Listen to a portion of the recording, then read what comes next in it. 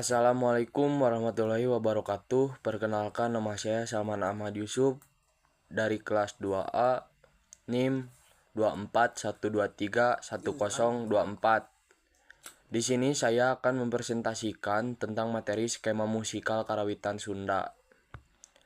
Skema musikal dalam gamelan pelog salendro. Dalam perangkat gamelan pelog salendro terdapat 5 bentuk gending, yaitu bentuk gending gurudugan. Gending gurudugan terdiri dari 2 matra yang ditandai dengan tabuhan goong dan nada goongan pada ketukan ke-8, 3 tabuhan kempul pada ketukan ke-2, ke-4, dan ke-6, dan 1 nada kenongan pada ketukan ke-4. Matra pertama disebut wilayah kenongan, matra kedua disebut wilayah goongan.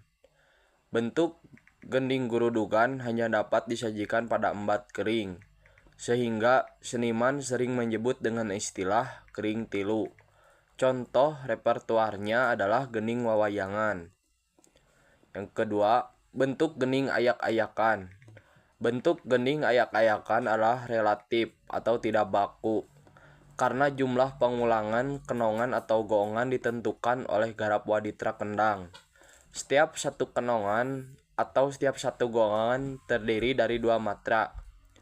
Bentuk gending ayak-ayakan dapat disajikan pada embat kering dan embat sawilet.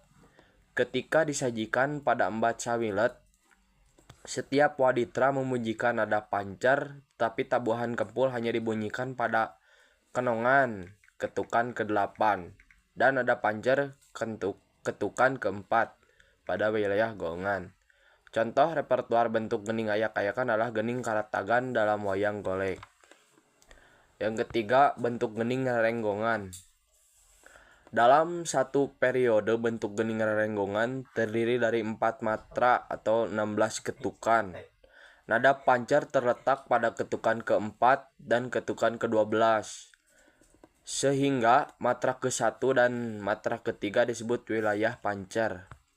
Nada kenongan terletak pada ketukan ke-8 sehingga matra kedua disebut wilayah kenongan. Nada goongan terletak pada ketukan ke-16 sehingga matra ke-4 disebut wilayah goongan.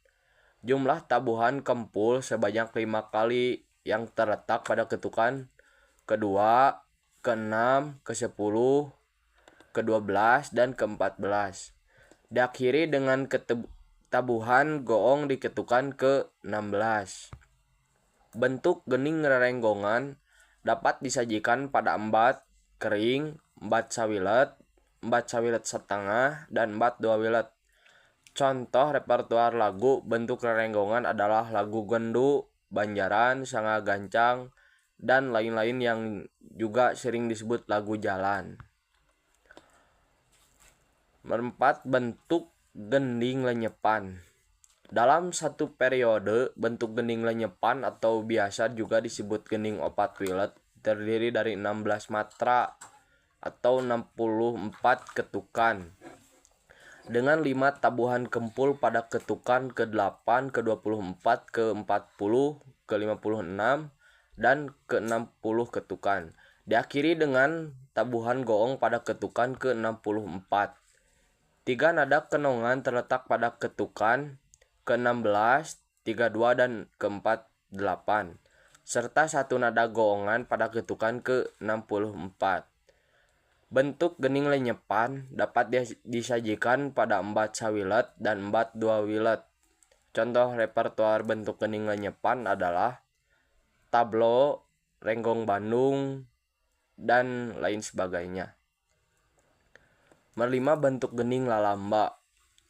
Bentuk gending lalamba dalam satu periodenya memiliki jumlah kenongan yang beragam, yaitu antara 6 kenongan, 5 nada kenongan, dan 1 nada goongan, sampai dengan 12 kenongan.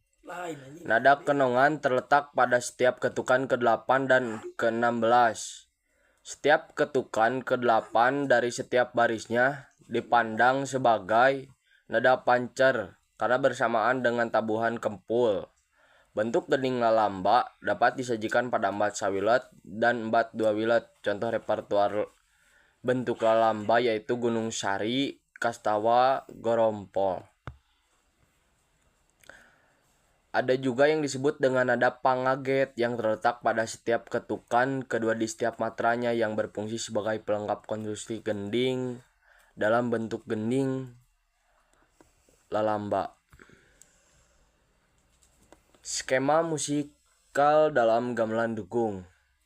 Dalam degung klasik terdapat satu gending dan satu pola. Lagu degung klasik banyak mengadopsi dari gending-gending repertoar gamelan Pelog Salendro. Contohnya gending Gunung Sari dan Pak Situwung. Di dalam gamelan degung terdapat dua skema musikal yaitu mengadopsi dari bentuk gending rerenggongan dari gamelan Pelog Salendro. Pembawa melodi atau pemurba lagunya yaitu suling dan vokal. Mengadopsi dari bentuk gending lalamba dan lenyepan dalam gamelan Pelog Salendro. Dalam sajian degung klasik beberapa lagu menggunakan bentuk gending khusus, misalnya lagu Palwa Galatik Manggut, Pajajaran, dan lain-lain. Pembawa melodi atau pemurba lagunya adalah Waditra Bonang. Perbedaannya dalam gamelan Pelog Salendro terletak pada estetika musikalnya, di mana degung klasik hanya mengadopsi elemen-elemen dari gamelan Pelog Salendro. Kemudian skema musikal dalam tembang Sunda Cianjuran. Secara prinsip, skema musikal tembang Sunda Cianjuran mirip dengan degung klasik. Dalam tembang Sunda Cianjuran itu terdapat dua konsepsi musikal, yaitu yang ke satu, mamaos atau primetrik, memiliki perjalanan yang bebas wirahma, mengutamakan vokal sebagai elemen utama tanpa matra. Tapi ada juga baris, misalnya papatet beberapa baris, teja matri, dan lain-lain. Yang kedua, panambih atau tempo konstan, memiliki perjalanan tempo yang konstan, bahkan ada beberapa repertoar yang mengambil dari lagu gamelan Pelog Salendro. Jumlah matra dalam panambih tidak baku, ada yang memiliki 8, 10, 16 atau matra. Setiap repertoar di dalam tembang Sunda Cianjuran memiliki beberapa wanda, misalnya wanda pepantunan, jemplangan, rancagan, dan wawayangan. Wanda itu sendiri merupakan bagian dari bentuk mamaos dan panambih. Kesimpulan, skema musikal tetap ada dalam setiap repertoar. Jika repertoar memiliki pola yang sama, maka tidak diperlukan penamaan khusus. Namun jika berbeda, maka akan diberikan nama yang berbeda. Skema musikal gamelan lain di Sunda seperti gamelan Ajeng dan gamelan Renteng memiliki struktur yang sama dengan gamelan degung, di mana Bonang berperan sebagai pemurba lagu.